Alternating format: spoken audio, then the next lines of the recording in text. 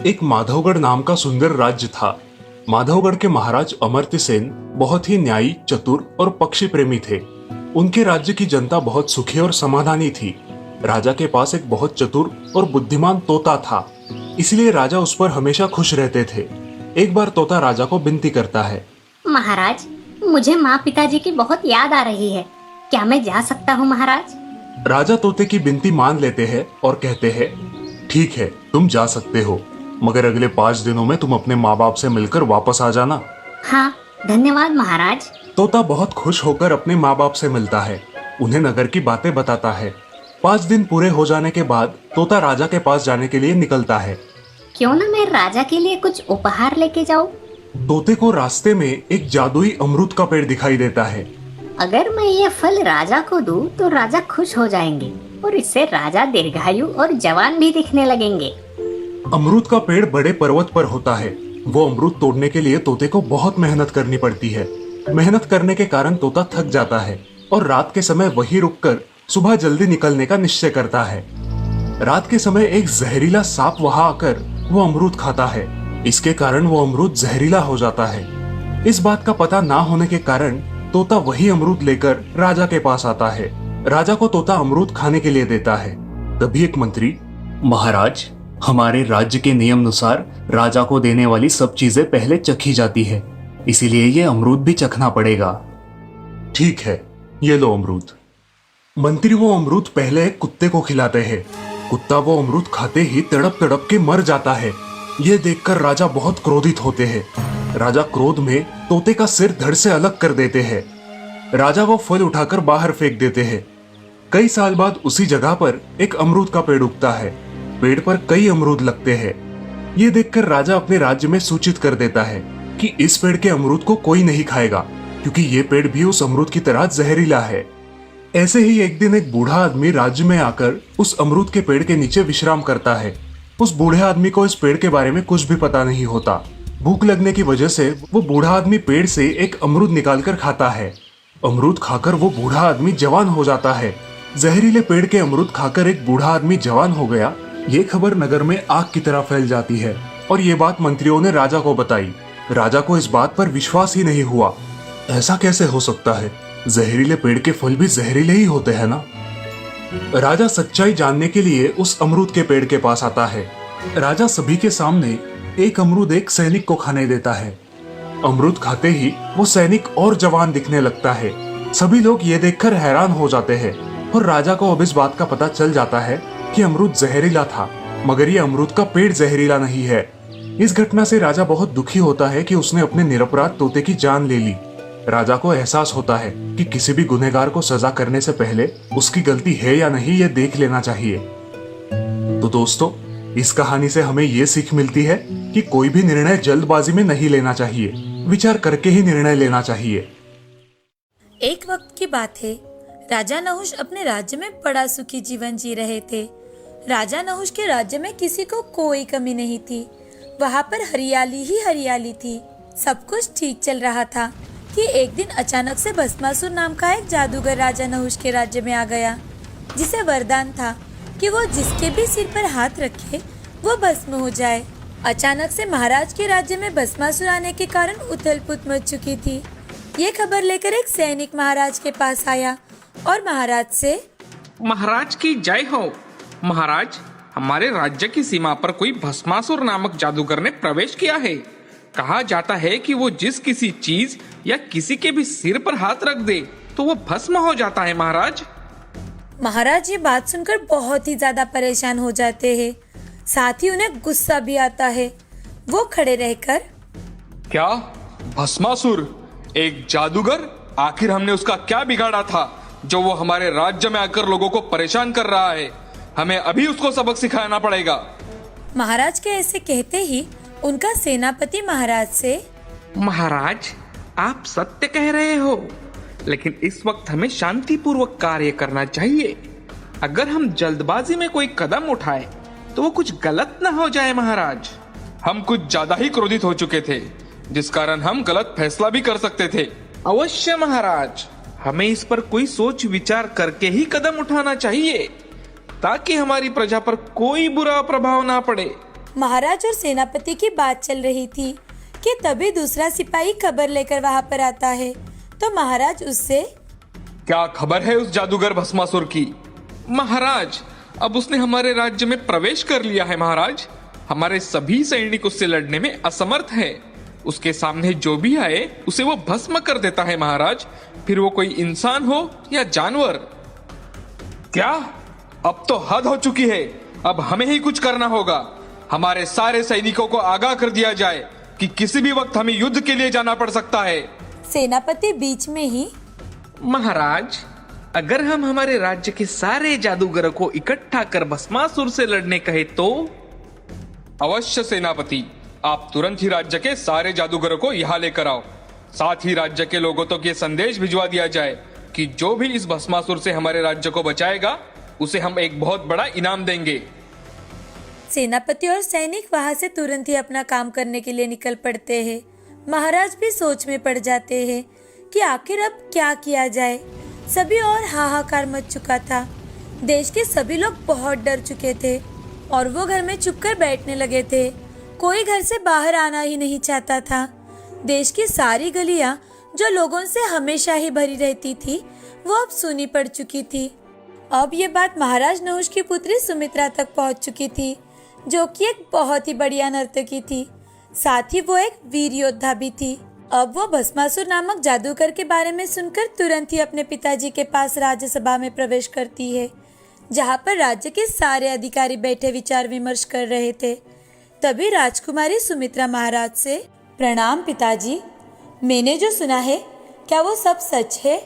हाँ पुत्री, अब तुम्हें क्या बताएं कि राज्य की हालत क्या से क्या हो चुकी है। हमने ऐसी कौन सी गलती की है जिसकी सजा ये जादूगर हमें देना चाहता है? महाराज की बात पूरी हुई भी नहीं थी कि राजकुमारी महाराज से, महाराज, मैं आपकी पुत्री सुमित्रा उस जादूगर से मिलना चाहती हूँ। महाराज के साथ साथ सारे अधिकारी भी चौंक जाते हैं। महाराज सुमित्रा से, तुम जानती नहीं, वो बहुत शक्तिशाली है। अगर वो सिर्फ किसी के सिर पर हाथ रख दे तो तुरंत वही भस्म हो जाता है। सभी लोग इतने डरे हुए हैं कि उसका सामना कोई नहीं करना चाहता। पिताजी, मुझे एक मौका तो दीजिए ताकि मैं आपको दिखा सकूं कि मैं आप ही की पुत्री हूँ। ठीक है पुत्री, अगर तुम्हारे भाई यहाँ होते तो शायद ही तुम्हें इस जादूगर का सामना करना ना पड़ा होता। तभी सुमित्रा महाराज का आशीष लेकर वहाँ से निकल पड़ती है। सुमित्रा दिखने में बहुत ही सुंदर थी। उसकी सुंदरता के चारों कोसों में चर्चा थी। तो जैसे ही सुमित्रा जादूगर के सामने जाती है तो उसे देखकर भस्मासुर राजकुमारी सुमित्रा की ओर देखता ही रह जाता है। वो उसके प्यार में पड़ जाता है। राजकुमारी सुमित्रा सोच विचार कर वहाँ सज धज कर आई थी। तो भस्मासुर सुमित्रा से, हे सुंदरी, तुम कौन हो? इतनी सुंदर लड़की मैंने आज तक नहीं देखी। क्या तुम मुझसे शादी करना चाहोगी? भस्मासुर की बात सुनकर सुमित्रा थोड़ी सी शर्माने का नाटक करते हुए भस्मासुर से, जी अवश्य, मैंने आपकी ताकत के बड़े चर्चे सुने हैं। ये बात सुनते ही भस्मासुर को अपने आप पर गर्व होता है और वो खुश हो जाता है। तभी सुमित्रा, मैं आपसे शादी करने के लिए तैयार हूँ, लेकिन मैंने भगवान के मंदिर में अपनी शादी से पहले अपने होने वाले पति के साथ नृत्य करने का व्रत कहा था, तो आपको मेरे साथ वहाँ नृत्य करना होगा। क्या आप मेरे साथ वहाँ नृत्य करेंगे? भस्मासुर सुमित्रा की सुंदरता देखकर उसके प्यार में इतना ज्यादा पागल हो चुका था कि सुमित्रा जो कहे वही वो कर रहा था। अब बातों बातों में सुमित्रा उसे मंदिर लेकर जाती है और उसके साथ एक सुंदर सा नृत्य करने लगती है। वो जैसा जैसा नृत्य करे वैसे ही वो करने लगा था। अब नृत्य रंग में आने लगा था कि सुमित्रा ने अपना हाथ अपने सिर पर रख दिया। जैसे ही सुमित्रा ने अपने सिर पर हाथ रखा, भस्मासुर ने भी अपना हाथ खुद के ही सिर पर रख दिया। अब भस्मासुर खुद ही राख हो चुका था। सुमित्रा ने उसके वरदान को ही उसका शाप बना दिया। राजकुमारी सुमित्रा की ये चालाकी देखकर सारे लोग चौंक जाते हैं और उसकी जय जयकार करने लगते हैं। अब राज्य में सभी लोग फिर से खुशी खुशी रहने लगे। सारी ओर खुशियाँ ही खुशियाँ फैल चुकी थी। अब महाराज ने अपने राज्य की गद्दी पर राजकुमारी सुमित्रा का ही राज्याभिषेक करवाया। राधानगर नाम का एक राज्य था, जहाँ के महाराज सुदर्शन बहुत ही उदार दिल और प्रजा का ख्याल रखने वाले इंसान थे। लेकिन महाराज की कोई संतान नहीं थी। जब भी महाराज की मन की स्थिति खराब होती थी तो वो शिकार करने के लिए जंगल में अपने कुछ साथियों को लेकर चले जाते थे। ऐसे ही एक दिन महाराज शिकार करने के लिए निकलते हैं। घोड़े पर बैठकर वो जंगल में काफी अंदर तक जा चुके थे, जहाँ महाराज को एक आश्रम दिखाई पड़ता है। वो देख महाराज सैनिक से, पता करो यहाँ पर आश्रम किसने बनवाया है। जो आज्ञा महाराज। सैनिक वहाँ से आश्रम के अंदर जाता है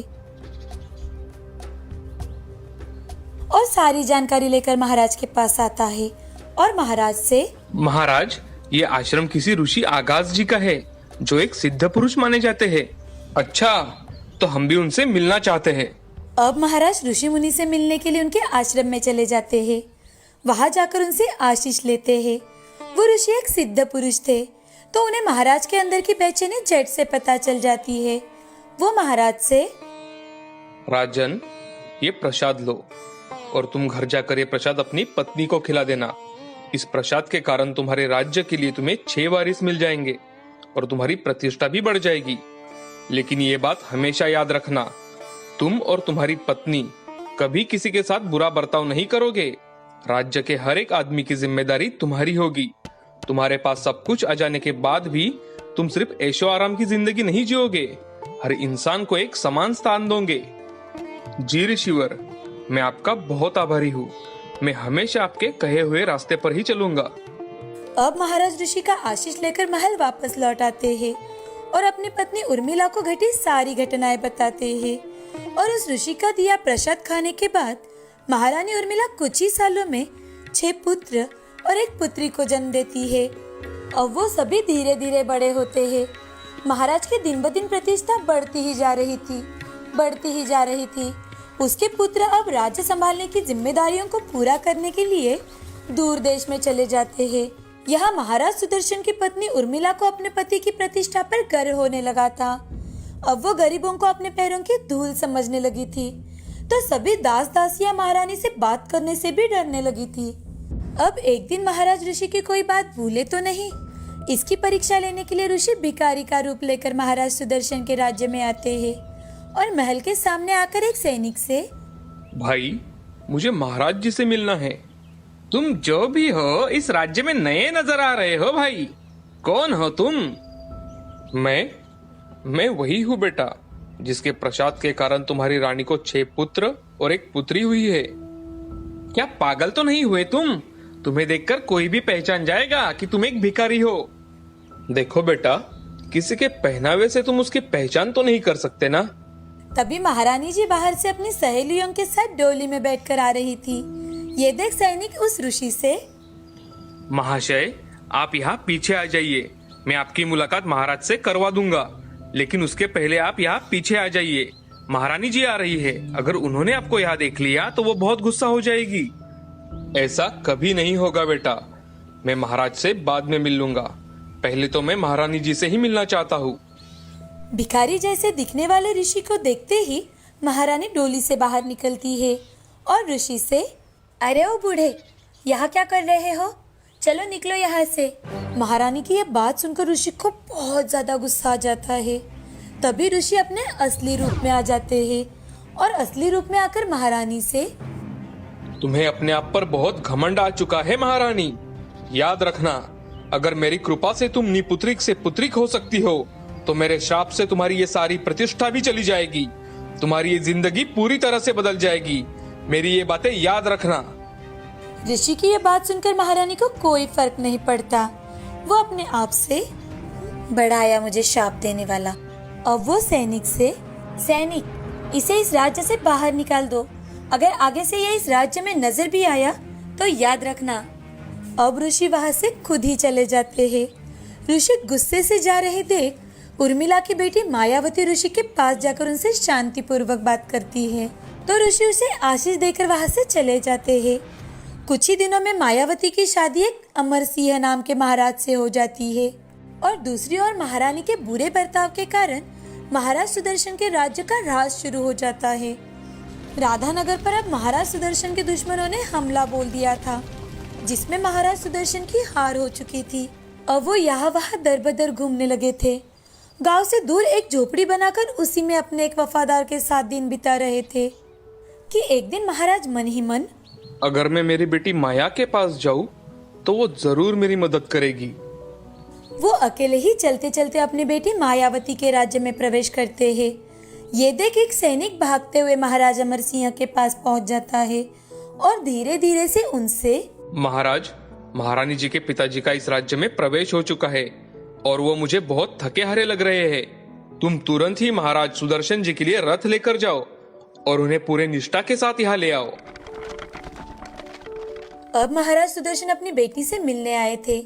कुछ दिन बड़े अच्छे से काटने के बाद महाराज सुदर्शन अपने घर वापस लौटने के बारे में कहते हैं। तो महारानी मायावती महाराज सुदर्शन की कुछ मदद हो सके इस हेतु सोने से भरे 2 घड़े देती है। सोने से भरे घड़े लेकर महाराज सुदर्शन खुशी खुशी अपने घर लौटते हैं और अपनी पत्नी के हाथ में वो घड़े रख देते हैं। जैसे ही महारानी उर्मिला वो घड़ा खोलती है तो उसमें भरा सोना पूरी तरह से कोयले में बदल चुका था। ये देख महाराज और महारानी की पत्नी उर्मिला हैरान हो जाते हैं। अब महारानी उर्मिला जो पूरी तरह से बर्बाद हो चुकी थी, वो महाराज से, महाराज, मुझे लगता है कि ये सब मेरी गलती के कारण ही हो रहा है। महल में आपसे मिलने आए एक इंसान को भिखारी समझकर मैंने उसे बहुत भला बुरा कहा था। मुझे लगता है हमें उनसे माफी मांगनी चाहिए। आपको तो उनका आश्रम पता है ना?